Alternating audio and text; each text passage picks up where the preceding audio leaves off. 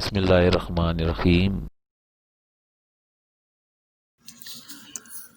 بسم اللہ الرحمن الرحیم۔ السلام علیکم ورحمۃ اللہ وبرکاتہ۔ امید کرتا ہوں آپ سب فرینڈز اللہ کریم کی رحمتوں میں ہوں گے۔ ہمدرد ہیلتھ ٹپس میں آپ کو ویلکم کرتے ہیں۔ آج کی ویڈیو کا موضوع ہے منقع۔ دوستو، منقع بڑا انگور ہوتا ہے جس کے اندر بیج ہوتا ہے اور اسے خشک کیا جاتا ہے۔ خشک کیے ہوئے انگور کو جس کے اندر بیج ہوتے ہیں اس کو منقع کہا جاتا ہے۔ دوستو، انگور کے پھل کا زمانہ قدیم سے بڑا گہرا تعلق ہے۔ اس کے بے شمار فوائد ہیں۔ زمانہ قدیم کے بادشاہوں اور امیر لوگ اس پھل کو کثرت سے کھایا کرتے تھے۔ انگور پر لا تعداد حکماء نے تحقیقات کی ہیں اور اسے انتہائی مفید اور قوت بخش پھل قرار دیا ہے۔ بندہ ناچیز بھی عوام الناس کے فائدے کی خاطر پیش کر رہا ہے کہ انگور کھانے کے طریقے اور فائدے۔ اس انگور کو کھانے کے لیے بے شمار فائدے نصیب ہوتے ہیں۔ سب سے پہلا فائدہ یہ ہے کہ انگور اگر 18 سال سے کم عمر بچے بچیاں ایک چٹانگ روزانہ کھائیں، چہرے کا رنگ سفید اور سرخ کرتا ہے، قد میں اضافہ کرتا ہے۔ اور اگر 18 سال سے 40 سال کے مرد اور خواتین روزانہ 200 گرام انگور کھائیں تو وہ صحت مند نظر آئیں گے۔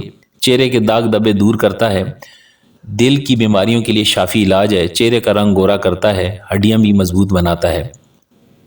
فائدہ نمبر 3، جگر کے مریض بغیر دوائی کے 6 ماہ مسلسل انگور استعمال کریں، صفرا بالکل ختم ہو جائے گا۔ فائدہ نمبر 4، انگور گردہ، پتا اور مثانے کی پتھری کو خارج کرتا ہے، پیشاب کی رکاوٹ کو دور کرتا ہے۔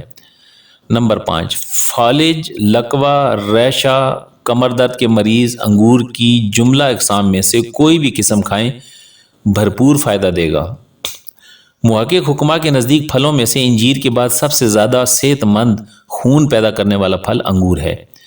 بوڑھے مرد، بوڑھی عورتیں روزانہ 250 گرام انگور کھائیں، جوان نظر آئیں گے۔ تو دوستو، انگور کا پھل انتہائی فائدے کا حامل ہے اور اس کے فائدے جان کر بھی اگر کوئی کھاتا ہے تو اس کو کتنا فائدہ ہوگا۔ لیکن اس پھل کو، ان موٹے انگوروں کو جن میں بیج ہوتے ہیں، اگر ان کو سکھا لیا جائے، یعنی منقع جو ہے وہ بڑا انگور ہوتا ہے جس کے اندر بیج ہوتا ہے، اور اسے اگر خشک کیا جائے تو اسے منقع کہا جاتا ہے۔